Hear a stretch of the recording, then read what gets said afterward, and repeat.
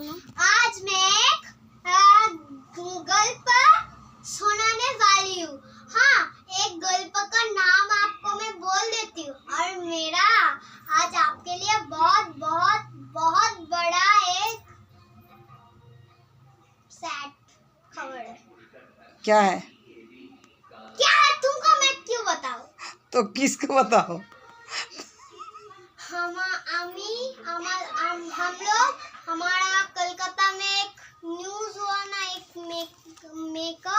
वो मेको से 2 नंबरी कर मेरे पहला हुआ, इसलिए उसको लेकर मैं नाटक बनाने वाली थी। वो बनाना भी हो गया बट 2 चट्टे भूल था, इसलिए मेरी आंटी मेरे उसको काट कर सही भाव आपके लोक में भेज देंगे। और मैं आप ये सब बोलने के लिए बहुत देरी हो गई।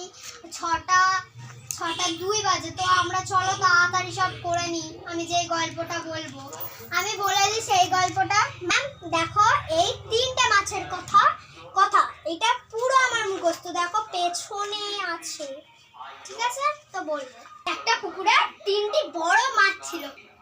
তারা হলো সাবধানী শোল, একরোকা রুই, কুড়ে কাতলা। একদিন তারা শুনলো জেলেরা নাকি বলেছে পরের দিন এসে পুকুরে সব মাছ ধরবে। সেই কথা শুনে বাড়ি ভাবনা সেই কথা শুনে মাছিদের ভারী ভাবনা হলো যে এখন তাদের কি করা উচিত। সাবধানী শোল বলল, এখানে থাকা খুব একটা নিরাপদ না।